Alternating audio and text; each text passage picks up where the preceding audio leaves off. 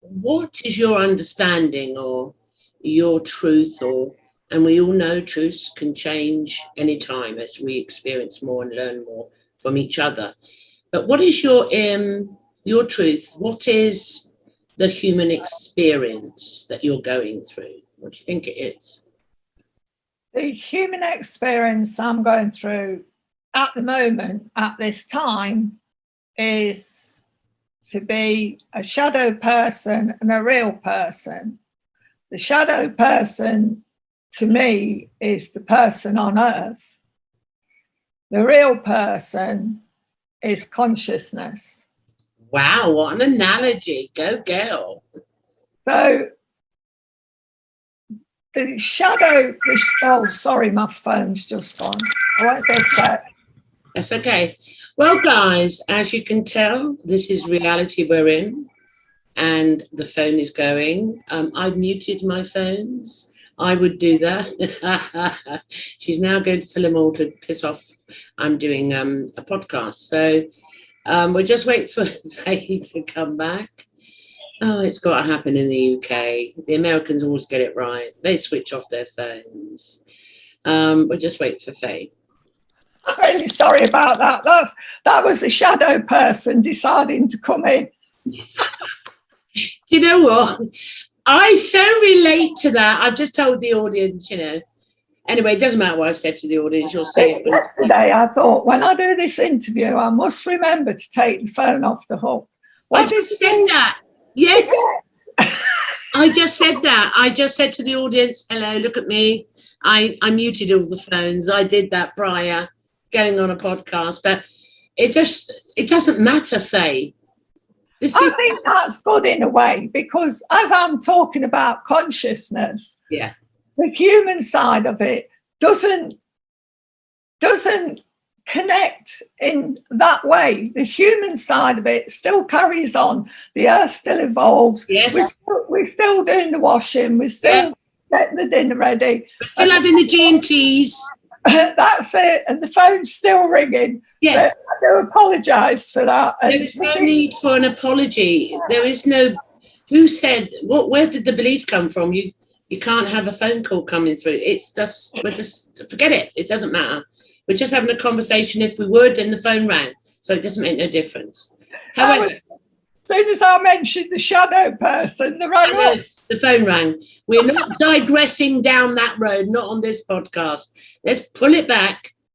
Let's put it back to what is a human experience. You were talking about your truth, your understanding, your expression of it, and the analogy is fantastic. Please, could you continue?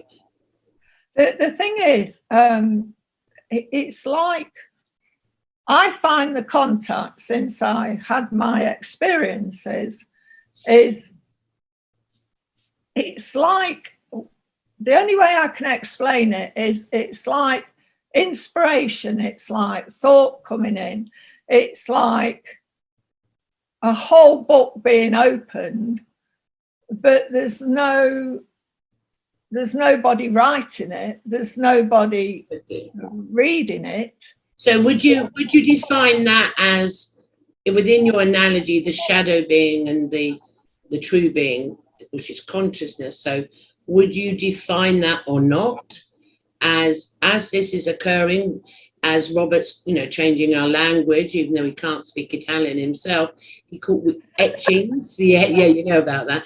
The etchings. So it's consciousness becoming aware of itself. So as that becomes aware, what the Homo sapien would perceive as is knowledge or information or downloads. Is that what you're saying? Does that make sense? That's part of it, but the main part I find is being a whole different thing altogether. Because another being. Yeah, in a way, but we don't need any form. No. It is everything that a normal brain does, but it's not normality. I'm with you. Okay, so could we, because this is really juicy, could we then say, because that opens up to me,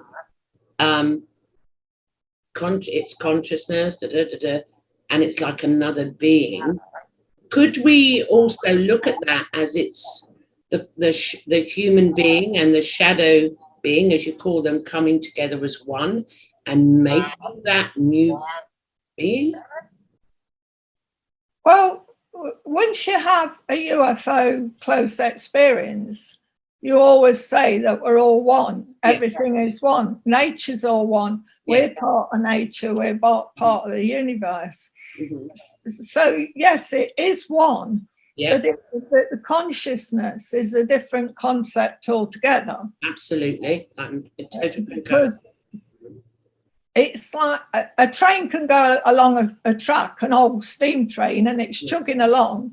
But then out of the funnel comes this smoke and it just disappears. But without that and what fuels the smoke, it can't move. And it's like the smoke that comes out is the consciousness, because it's not really substance. I'm with you. Can I just ask you, your camera is shaking. Are you able to stabilize whatever you're using this podcast on? Because I'm getting a bit seasick. As you move your arms out, you're gone like that. I'm going with you. Yeah. Oh, that's okay. It's because I had it on my knee. And you know what? She forgot to turn the phone off. She put, her Android on her knee. So when she moves, we all go with her. That's fine, Faye. That's fine. All right. You're interacting with me.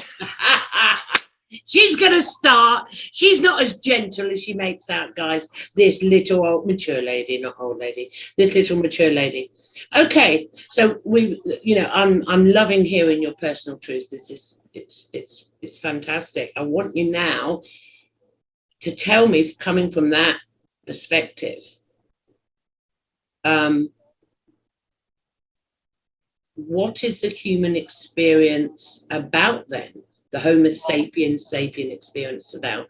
You've spoken of the interaction with, obviously, ET that opened up your consciousness, and you became aware of this information. So now you're aware of that.